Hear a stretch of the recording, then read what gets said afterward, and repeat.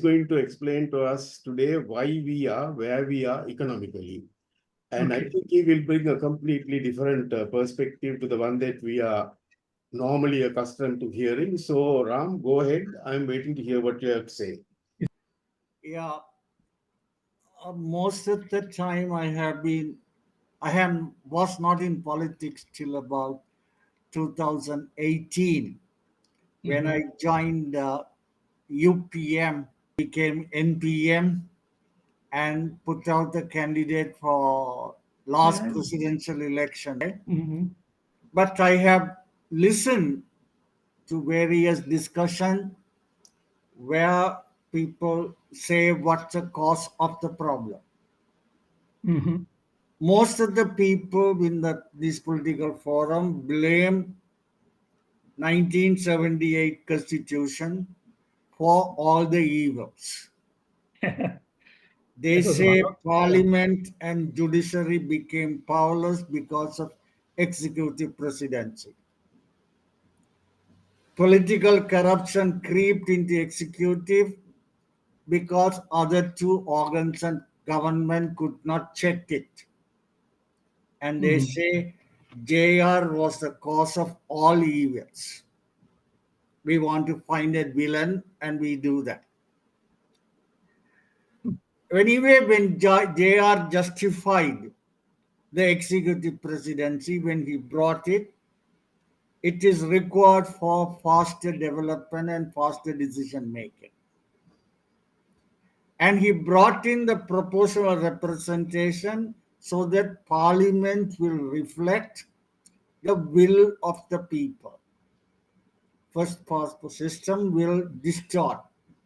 The percentage of people voted for the party is not reflected in the representation in the parliament.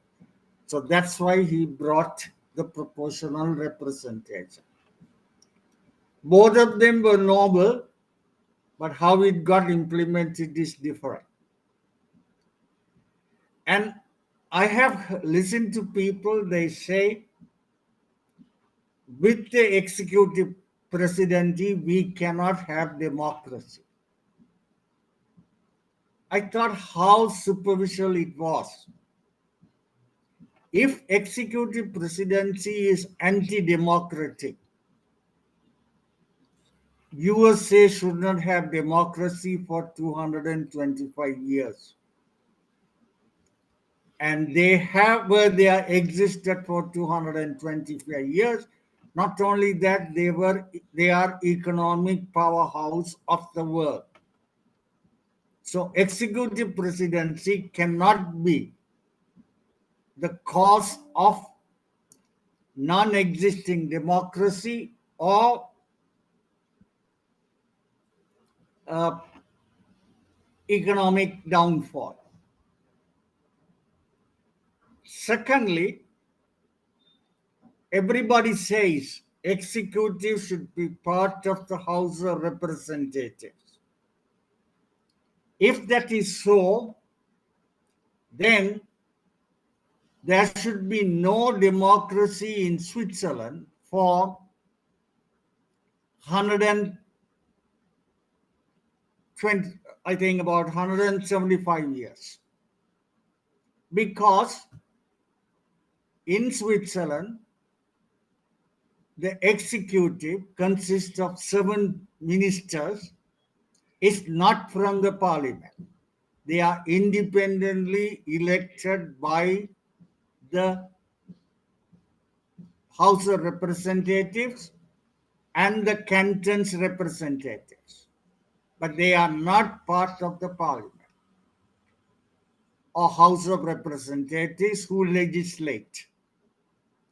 If our think tank says that the executive should be part of the legislature and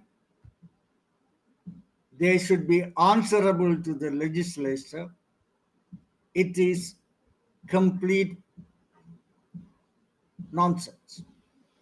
Because two powerhouses, one large, one small, economic powerhouses of the world, the executive is different from the House of the legislature, and they are working very well.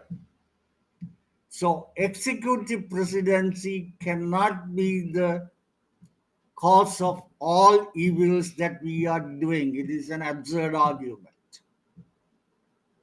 Secondly, some people say the rot started with 1972 constitution, with the politicization of the bureaucracy.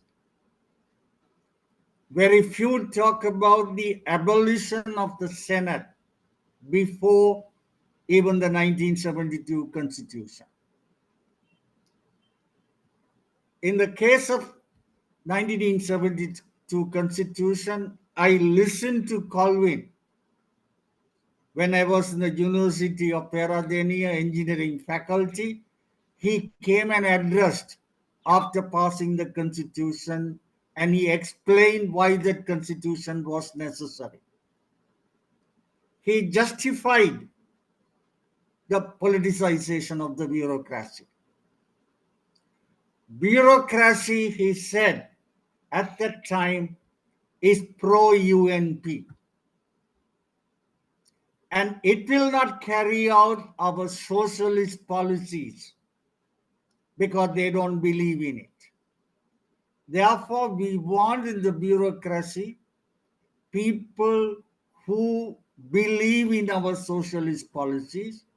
That is why we have to bring in people from outside in the bureaucracy to administer the government. That was the reason, he said. But Neville Jayavira was there in one of the speakers at that thing. He asked a question, whether it is the people who believe in your social policies you are bringing in it, or the people who were smart enough to know which party will win this election and want to benefit from that, are those the people you are bringing in? Another thing he said, we are no more under UK. We are republic. Some lord sitting in London anymore cannot decide our judicial decisions. He was referring to the Kodiswaran case, which was overturned by the Supreme Court decision, was overturned by the Privy Council. But the Supreme Court did not take it for 3 years, even after the Privy Council rejected it.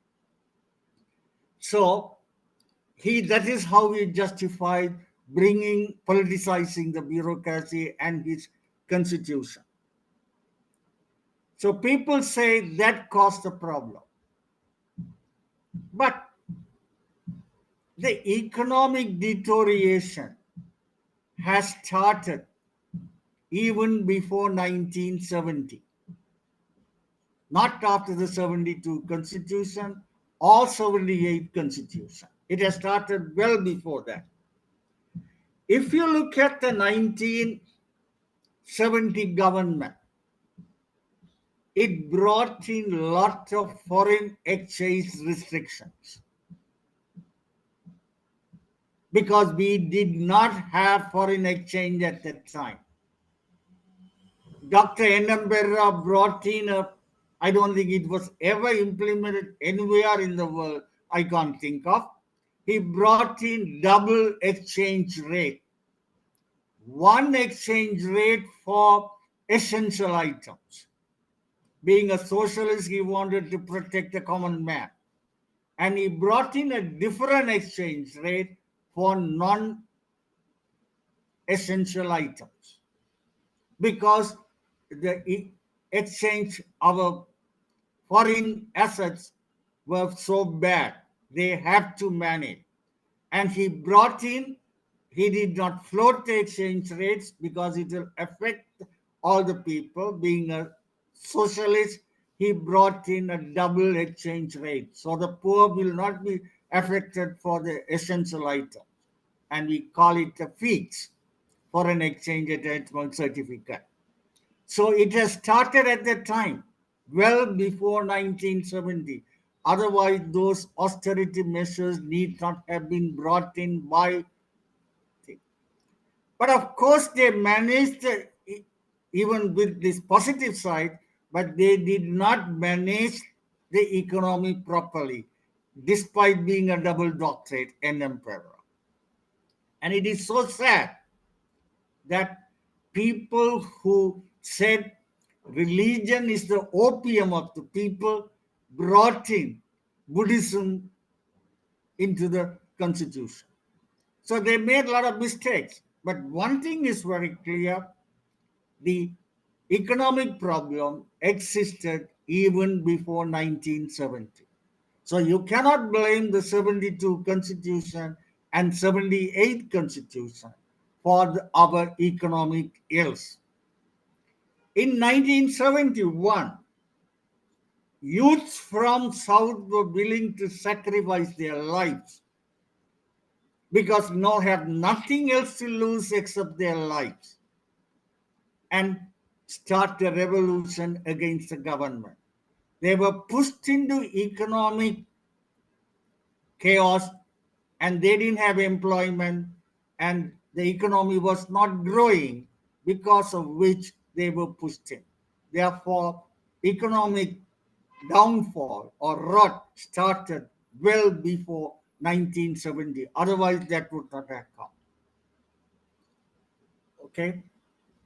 So to say economic evils is recently, but what happened was, except 77 government, which recognized the economic downfall, all the others hide it from the people, and they will continue to borrow limitless, and it came to an impossible situation at Gota's time. That's a fact. Gota was not the cause of it. He is a man who has to face it finally. He made blunders, no doubt about it. But still, those blunders were not related to foreign exchange. His blunders were related to local condition, tax, the government revenue. That has nothing to do with foreign exchange, his bad decision. But still, he has to bear it and has to take the bad name for all the things happen. So where did we go wrong economically? Let us go back. Now, the political corruption is definitely impeding the progress. No doubt about it. Corruption is not only political, but in all levels of bureaucracy and professions. I can say corruption, both financial and intellectual corruption.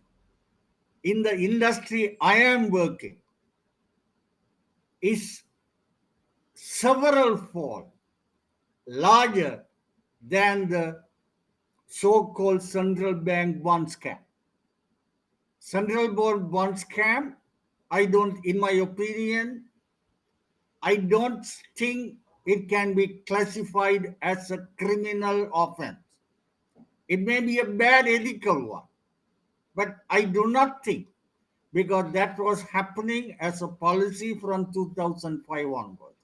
Only thing is, in this case, there was a close relationship between Arjuna Mahendran and his son-in-law. But whether it can be proved criminal liability, I am not sure. But in the case of IT sector, the corruption was immense. The losses the country made by bad decisions was immense. I can tell you, I don't want to tell the names, but I can tell you one thing.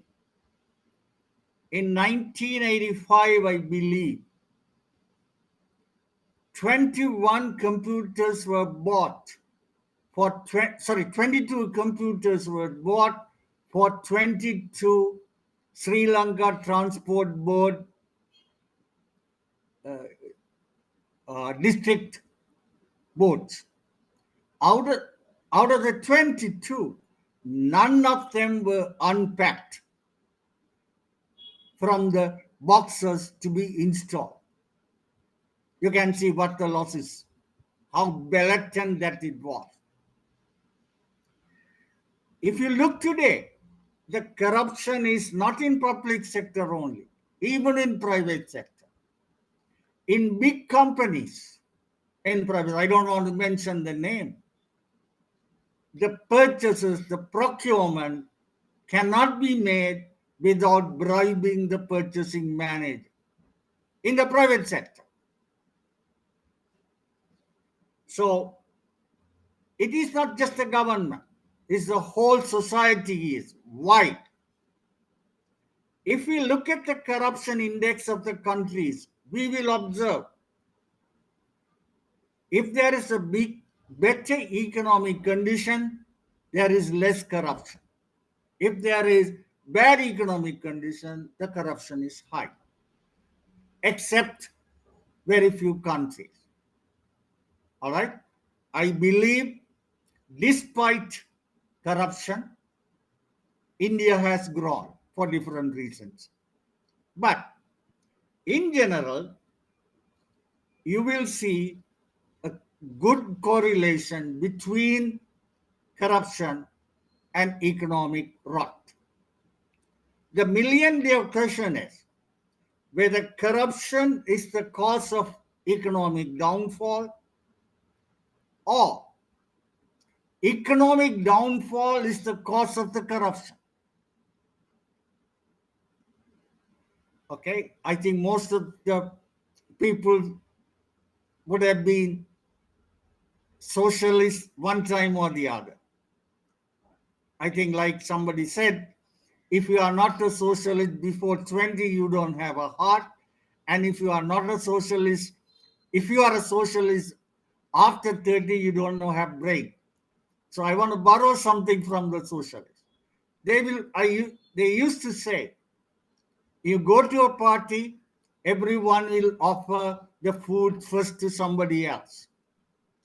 The same people, you put it in a jail, don't give them any food, and you throw a loaf of bread into that, everybody will fight for it. So the question is, economic downturn, economic rot is the cause of corruption, or corruption is the cause of economic downturn? Which came first? My firm belief is corruption is a result of economic difficulties, but that it worsens the economic conditions of the country. With this, let us go back to our history. When the foreign rulers governed this country with surplus, despite them looting our resources, still the country had surplus. How? How we managed to get the surplus despite being managed by foreigners who were looting our resources? They managed based on meritocracy. When required, they brought resources from anywhere in the world. They favored those who worked hard. Because of that, when they left us, we had economic surplus. The country was in a better footing, no corruption. How did the economic prosperity came? In the upcountry, single villagers not willing to work hard. They had a fertile land, they had water, they can easily get their requirements without working hard. What did they do? They brought in a poverty-stricken people from the South India to work in the estates. Given the opportunity, those people were willing to work hard and earn their living very hard way, which the villagers were not willing to do, understandably. Jaffna Tamil did not have fertile land. They were willing to study hard and enter the civil service and profession. Not because they are out of this world, but that is the condition they were in. People say that British divide and conquer. They favored the Tamils. They did not favor the Tamils. The who benefited from the British were the Jaffna Tamils, not the Venni Tamils, not the Bedigalo Tamils, not the Trincomalee Tamils. Simply because the conditions in other places, it was much better. Fertile land, water, every resources was there. But in Jaffna, we don't have that one. The only option they had was study hard, enter the civil service or the profession. So they did that one. Burghers were willing to join the forces. Okay, majority of the people in the forces were burghers. So Sri Lankan economy at the time British left was very much dependent on these hardworking groups. That was the reality. That's why there was surplus in the country. What happened post-independence? First thing that happened, D.S. Senanayake defranchised the Indian labor, which was the backbone of the equal economy.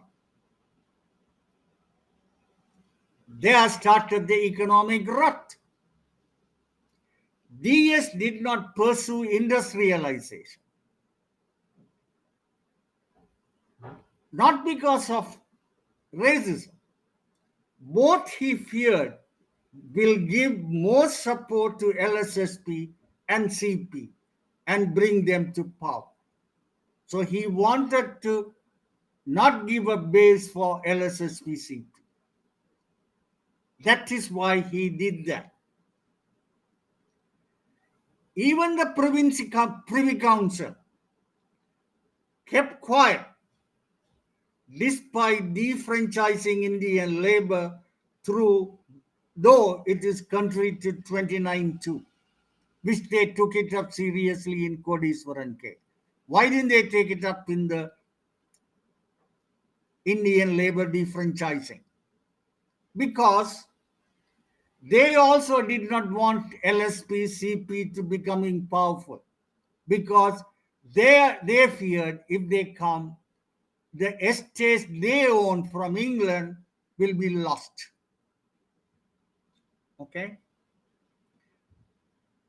He was not, DS was not inherently a racist, but he used racism to retain his power from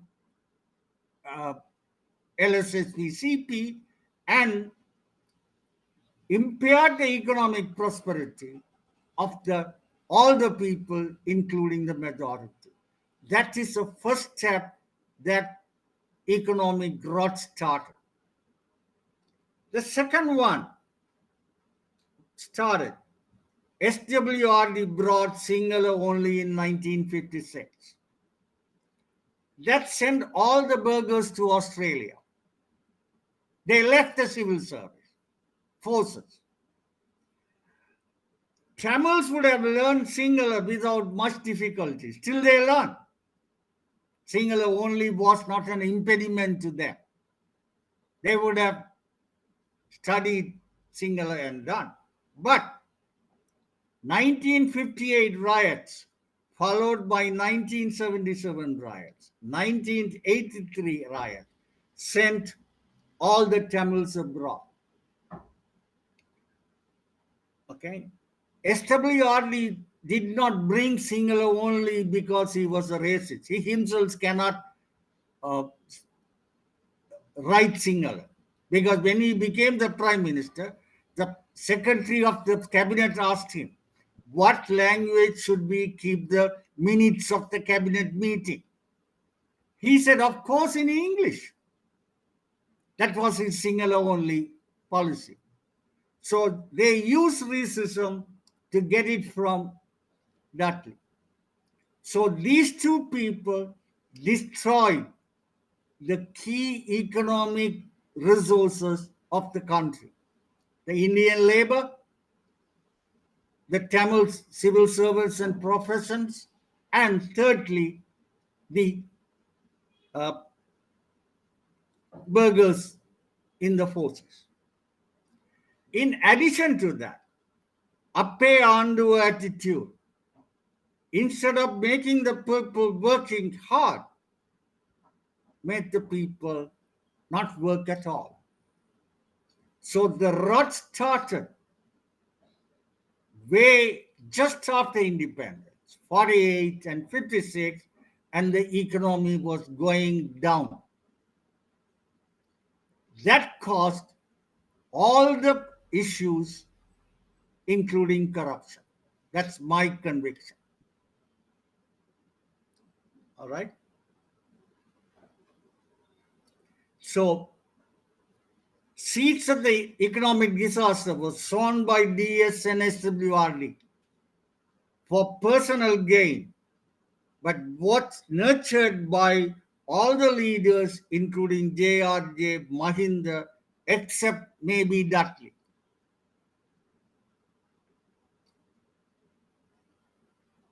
Not that the majority people of the majority community were racist, because you would have seen during all the Tamil riots, the majority of the Sinhalese helped the Tamils and safeguarded them.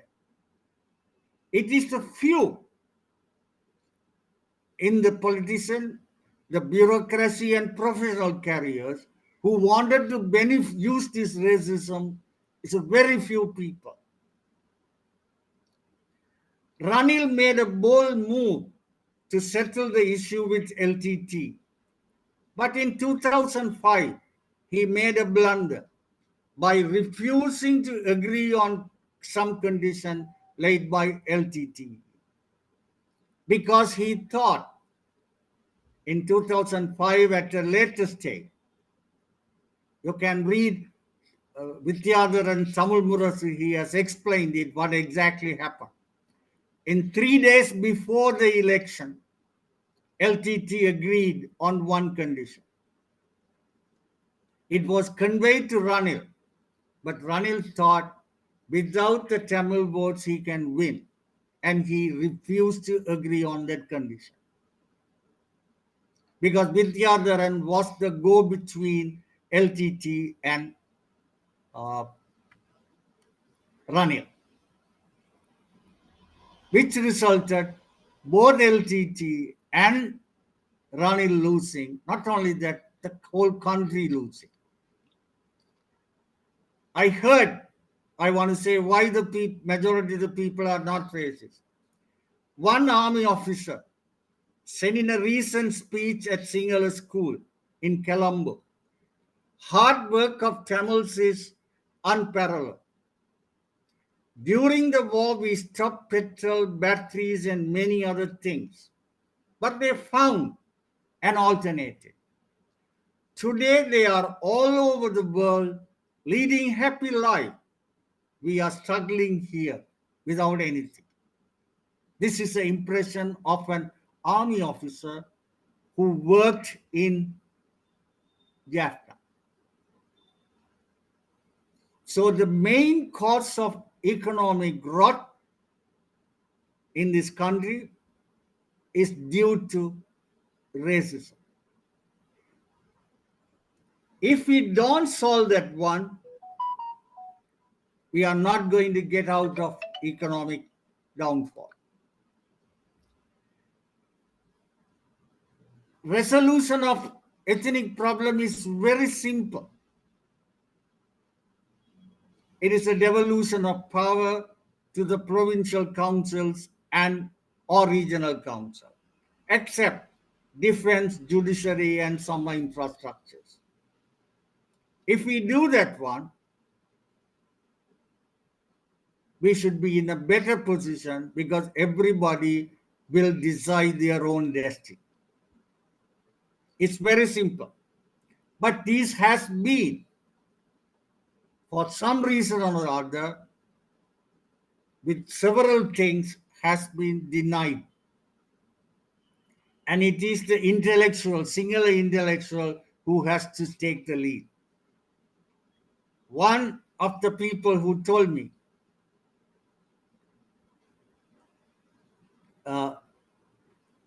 you shouldn't be telling this one because it will look upon with different thing.